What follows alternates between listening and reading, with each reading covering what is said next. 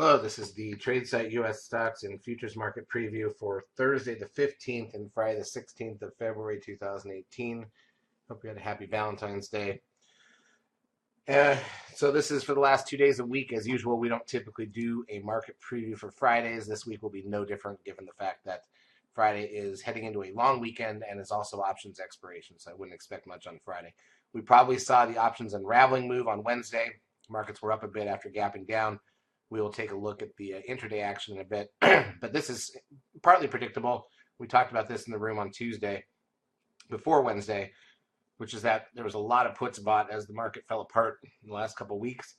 And those that expire this Friday, the floor would rather see the options expire worthless, of course, because then they get to collect the premium. So market being higher between, or holding up at least between now and Friday, makes some sense. Here's a look at the ES front month futures contract.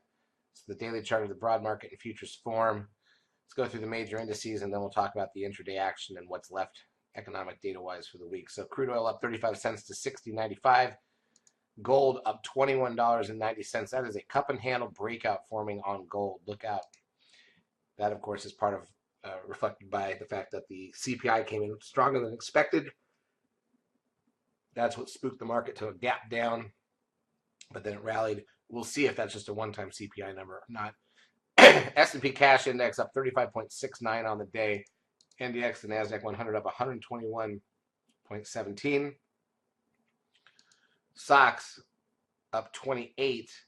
Biotech's up 64.15. The VIX loses 571 all the way back to 1926. Remember, we got those 2 days over 40. That's usually where the VIX, the cash VIX, gets extended.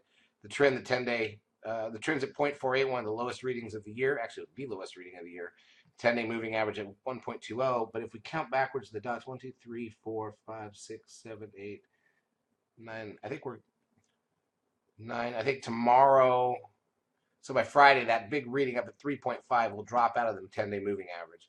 That's going to bring that back quickly, especially with some of the low numbers we get here. So we'll see where that puts us by Monday, or by next week. We're closed Monday.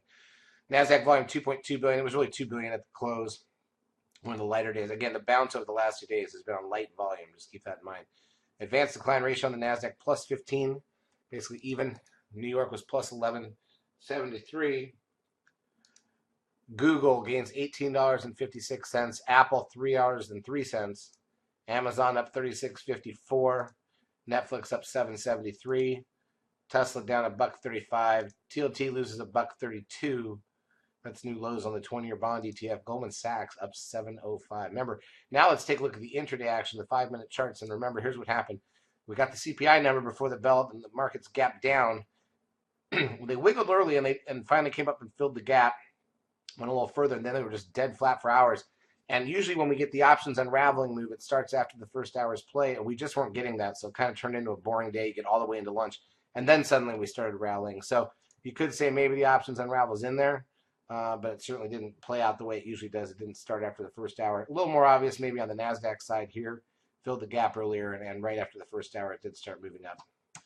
All right, so what does that leave for the rest of the week? Well, in terms of economic data, we've got 2 days worth of data left.